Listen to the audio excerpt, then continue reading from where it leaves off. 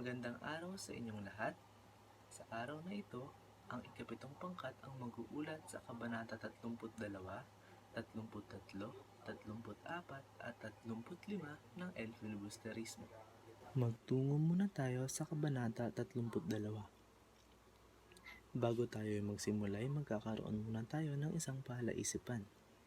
Base sa apat na mga larawan na ito, ano kaya ang mahihinuha nyo o ano sa tingin ninyo ang ipinahihiwatig ng mga larawang ito?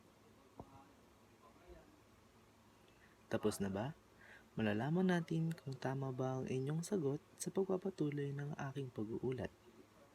Kabanata 32, mga ibinunga ng mga pagpapaskil.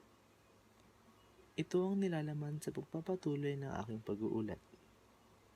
Mga tauhan: Tadeo, Makaraig, Pekson, Juanito Pelaez, Isagani, Sandoval, Basilio, Tandang Selo, Sinong, Don Timoteo Pelaez at Paulita. Mga tagpuan, bahay ni Simon at sementeryo. Ang buod ng kabanata. Dahil sa nangyaring pagpapaskil, nagbago na ang edukasyon sa San Diego. Halos walang mga magulang ang nais pang pag-aralin ang kanilang mga anak. Bihira na rin ang mga nakapapasa sa mga pagsusulit.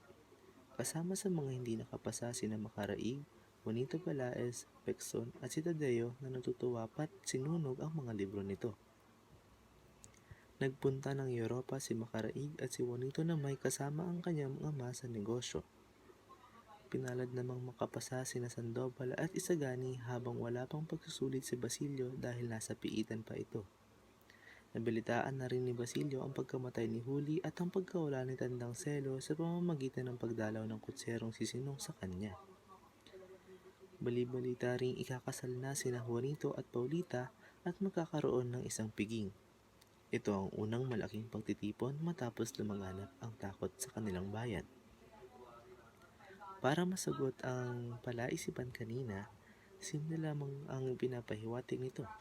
At ito ang kawalan ng interes sa pag-aaral o kawalan ng gana sa edukasyon. Dahil nga sa nangyaring pagpapaskil, na kung matatandaan natin ay nagsimula sa Kabanata 26. Ngayon naman ay magtungo na tayo sa kaugnayan nito sa kasalukuyan. Ang kaugnayan nito sa kasalukuyan ay una, ang pagpapatigil ng mga magulang sa pag-aaral ng kanilang mga anak na may iba't ibang dahilan. Ang iba ay nagtatrabaho na lamang at ang iba naman ay pinagpapatuloy pa rin ang pag-aaral.